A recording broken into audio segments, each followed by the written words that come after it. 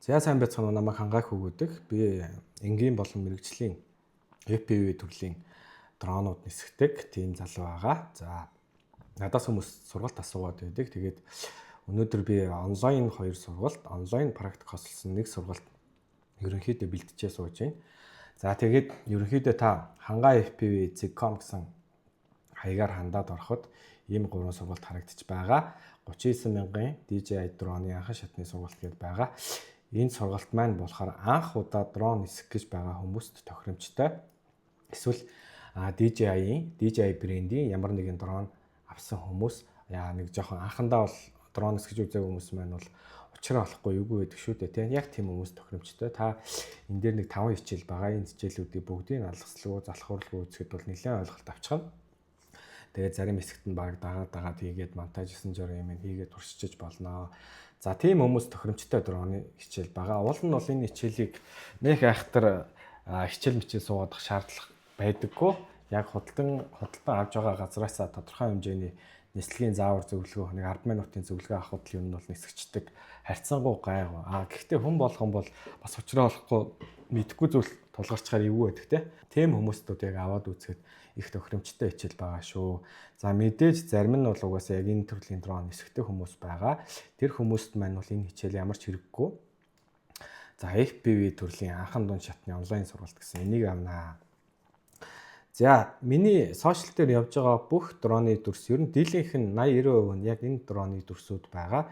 Одоо яг тэр дроны дүрсийг хараад хүмүүс магадгүй DJI энэ дрон авах юм бол яг миний нисж байгаа тэр видеонууд шиг нислэгийн видео бол авах боломжгүй. За яг тэр миний нисээд байгаа төрөл маань болохоор өөрөө FPV төрлийн энэ дроны хичээл байгаа. За энэ дээр нэг нийтдээ нэг 4 цаг 3 цаг гарангийн бичлэг байгаа.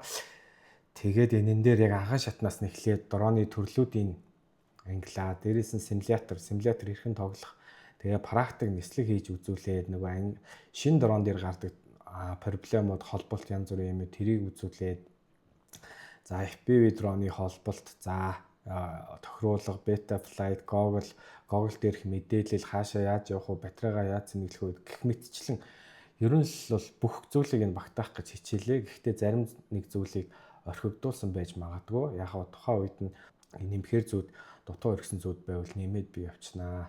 FPV дроны анхан дунд шатны сургалт дээр бол та хэд маань сайн төлөвлөж байгаа FPV дрон гэдэг ер нь ямар хуу юм байдгийг тэрийгээ сайн ойлгож байгаад энэ хичээлийг аваарай.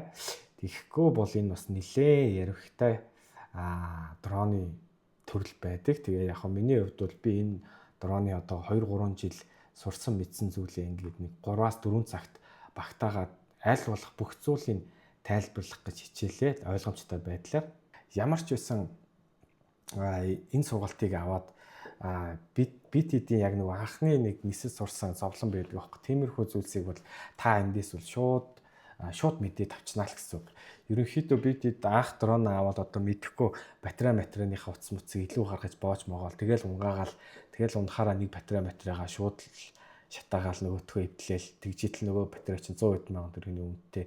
Тэгэл энийг сурах гэж бол асар их практик зарлага 9 журам бол гаргасан. Тэгээд яг одоо энэ хичээлийг авч байгаа хүмүүс FPV дрон сурах гээд авч байгаа шүү дээ. Тэр хүмүүс яг энэ хичээлийг авах юм бол нэлээд та хэдийн анхан шатны гаргадаг алдаа 9 журийн ойр зүрийн холболт янз бүрийн бүх юмыг заасан байгаа.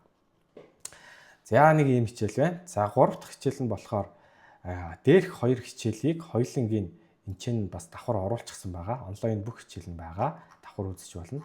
За дээрээс нь энэ хичээл дээр би юу байна? Танхимаар нэг 3 өдрийн сургалт юм. Тэрэндээ би юуг нь заах гэдэг юм гэхэлэр FPV төрлийнхаа дроны угсралт, сойрлуулалт, одоо холболт, тэгээ тохиргоо гэдэг тийм зүйлсийг түлхүү заана. Одоо ядаж дроноо эвдэлсэн бол яаж засах вэ, яах вэ гэдэг юмнуудын цаана. За дээрээс нь тэгээд дроны гоё дүрс 9 журам яаж авах вэ, ямар камер ашиглах вэ, ямар тохиргоо хийх вэ, юугаар бичгээ, яаж монтажлах юм гэдэг тэр талын нарийн жижиг сажиг юм зааж өгнө. Загийн их мэтчлэн тэгээд таны дрон дээр гарч байгаа асуудлуудыг та шууд надаас асуух боломжтой болно гэсэн. За энэ хичээлийг авах сонирхолтой хүмүүс нь заяа өөрийн гэсэн дроноо авчихсан. Дээрээс нь одоо ядаж дроноо байхгүй байлаа гэж бодоход гараа авчихсан, контроллер авчихсан, симулятор худалдаад авчихсан ийм хүмүүс байвал зүгээр шүү. За энэ FPV дроны анхан дунд шатны сургалт дээр болохоор та симулятор гар дээрээс нь ноутбукн дээрээ симулятороо татцсан байхад ерөнхийдөө болно энэ хичээлийг авч. Тэгээ болж игэл дрон аваад яг анхан шатнаас нь одоо энэ чинь шинэ дроны анхны тохирхой хэдэргээ байгаа 28 минутын хичээл байгаа. Би энэ товчлоод юм болж байгаа. Тэгээд мэдгүй зүйлс дээр нь гоё зогсоож жагаад яг дураж хийгээд ер нь бол тохируулга ойр зүр юм хийчихэр бүх хичээл байгаа. Ерөнхийдөө л 3 жилийн туршлагаа бол энэ чинь ингээд 3-аас 4 цагт багтаагаад аль болох буйнхан ойлгомжтой та бүгдэд онлайн хэлбэрээр заах байдлаар бэлтгэлээ. Тэгээд ерөнхийдөө та хэд мань ойлгосон бах. Энийг бол өстой нэгч дрон нисгэж үзээгүй. Эсвэл DJI брендийн дрон анх удаа худалдаж авсан хүн авал тохиромжтой хичээл. За энийг бол жинхэнэ энгийн дрон нисгдэг мөртлөө FPV төрлийн дрон руу орохгүй. За яах их учраа олохгүй байгаа хүмүүс бол энэ хичээлийг аваад үзчихэд та асар их цаг хугацаа хөрөнгө мөнгө зардал хэмнэ шүү. Яг мэдхгүйгээс болж зөндөө өвдөлтөг зүйлс би тэрийг бол энэн дээр би аль болох ойлгомжтой байдлаар ярих гэж хичээсэн байгаа.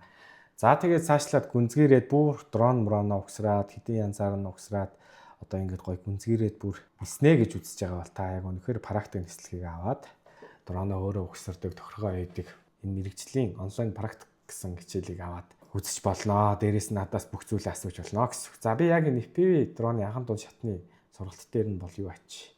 Нэг жижигхэн Facebook групп нээчи. За энэ 39 мянган сургалт дээр бол би групп янз бүрийн юм нээх боломжгүй байгаа. Яг FPV төрлийнхөө сургалтууд дээр групп нээгээд групп дотор бас цөмөрөө яг өөр яригдаагүй зүйлс эсвэл нөгөө өөрт чинь тохиолдсон асуудлуудыг шийдэх талын ямиг би бас дэмжинэ.